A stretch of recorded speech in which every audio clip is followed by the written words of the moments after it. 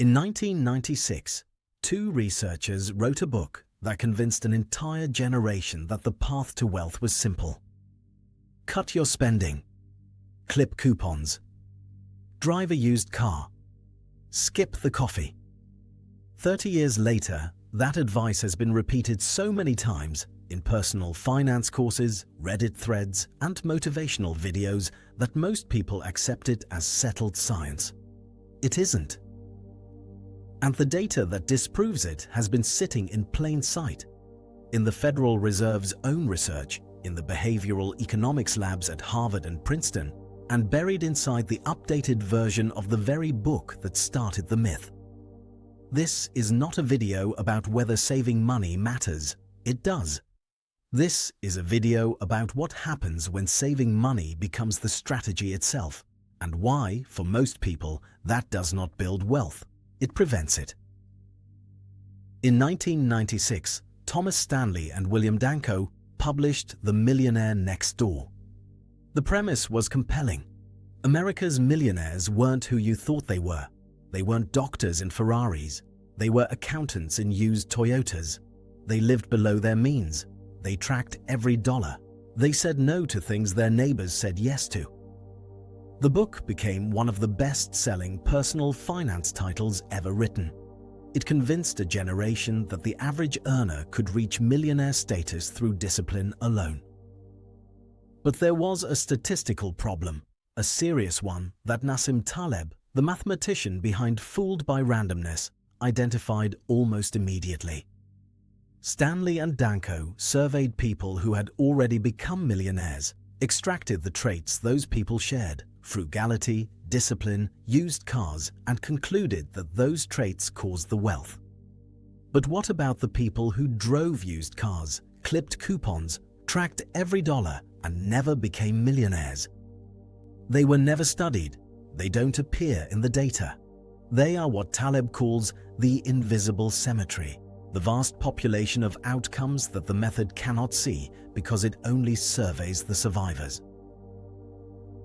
In 2018, Sarah Stanley Fallaw, Thomas Stanley's own daughter, published an updated version of the research. And buried inside that update was a number that reframes everything. The median income of a millionaire in 1996 was $131,000 per year. By 2018, it was $250,000. Adjusted for inflation, the 1996 figure converts to roughly $212,000. The 2018 millionaire was earning more in real terms than the 1996 millionaire. $250,000 a year. That is not the income profile of someone budgeting their way to wealth. That is the top 3 to 4% of all American earners.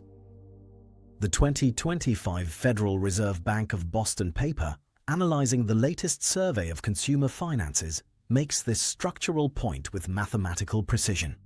Elevated wealth to lifetime earnings ratios appear almost exclusively in the top 1 to 2 deciles of earners.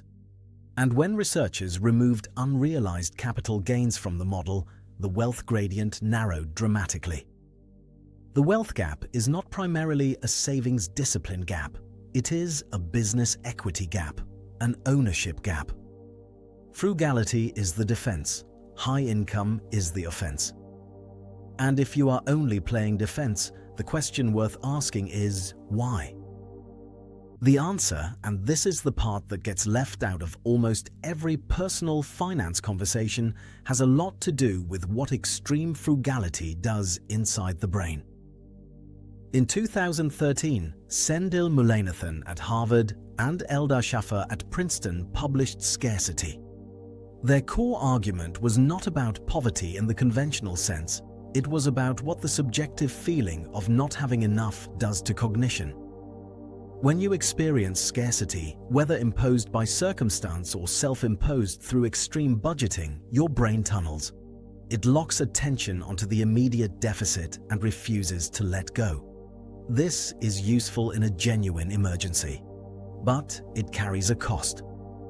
Mullainathan and Shafir called it the bandwidth tax. Think of cognitive bandwidth, the the way you would think of processing power on a computer. Finite, shared, and degraded when too many competing demands run at once. When scarcity occupies a large portion of it, less remains for everything else. How large is this tax? Research published in Science found that financial anxiety reduced cognitive performance by the equivalent of 13 to 14 IQ points, comparable to losing a full night of sleep. Here is the consequence that matters. The capacity consumed by monitoring scarcity is the same capacity needed to recognize opportunity. The career move you didn't consider, the negotiation you didn't initiate, the investment you never looked into.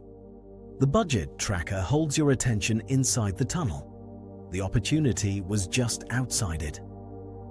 And even if you sustain the discipline, the cost compounds in a second direction. Every deliberate choice not to spend draws down what psychologists call executive control, and that resource is finite.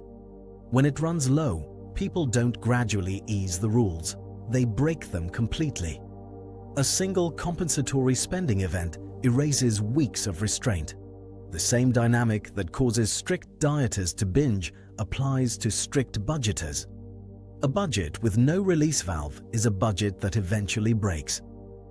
Add both of those together and the opportunity cost becomes measurable. Economists Mark Aguirre and Eric Hurst analyzed the American Time Use Survey and found that spending 3 hours a week optimizing grocery prices to save $30 implicitly values your own time at $10 per hour. For anyone with meaningful earnings potential, that is not a financial strategy. It is a weekly tax on the hours that could be building the offense. Once you understand both the data and the mechanism, the picture of what actually builds wealth becomes clear.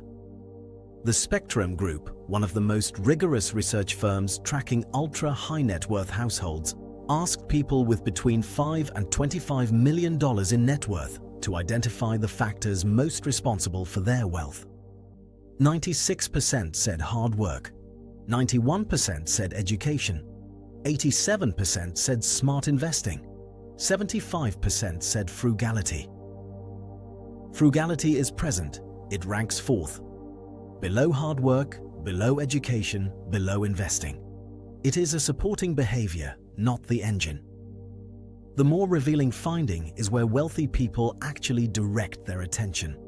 Spectrum's data shows that for affluent households in retirement, the single largest expense category is not housing, not travel, not any line in a consumer budget. It is income taxes. Their biggest cost is the friction on money they have already generated. That tells you exactly how they think. Not as resource defenders managing deprivation, but as capital allocators focused on asset location, equity ownership, and compounding returns.